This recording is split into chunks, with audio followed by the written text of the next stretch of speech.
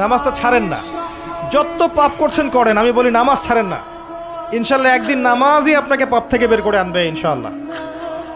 শয়তান আপনাকে হতাশ করতে চাইবে, শয়তান আপনাকে হতাশ করতে চাইবে যে তুই তো গার্লফ্রেন্ডের সাথে কথা বললি, রাতের বেলা পর্ন দেখলি, তুই তো ফ্রি মিক্সিংয়ে আছিস, তুই মাদক দ্রব্য খাচ্ছিস, তুই কাজে ফাঁকি মারিস, তুই ট্যাক্স আদায় করিস নাই, দুর্নীতি করছিস, তুই আবার নামাজ পড়বি কেন? শয়তান আপনাকে এগুলো বোঝাবে কিন্তু যে নামাজ তো আমার শোভা পায় না, আমি তো অনেক পাপী মানুষ। এই ধোকায় পা দিবেন না। আপনি নামাজ কন্টিনিউ করতে থাকেন, ইনশাল্লাহ আল্লাহ পাক আপনাকে পাপ থেকে বের করে আনবেন ইনশাল্লাহ। ওই নামাজটা যদি ছেড়ে দেন তাহলে আর কোনো হাতিয়ার বাকি থাকবে না।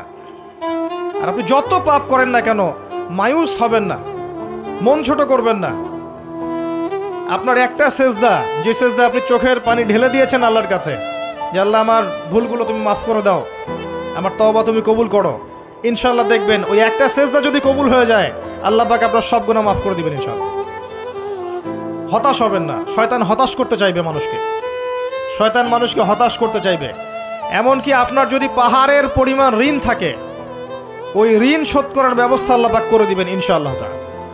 হতাশ হবেন না, নামাজ ছাড়েন না। আর আমি একটা কথা বারবার বলেছি, আবারও বলছি যে চলমান যে 3G 4G নামাজগুলো চলছে এগুলো থেকে নিজেকে দূরে রাখুন। সব এখন ডিজিটাল, নামাজও ডিজিটাল। দেখা যায় যে 5 মিনিটের মধ্যে 4 রাকাত নামাজ শেষ, মাশাআল্লাহ। ইমাম সাহেব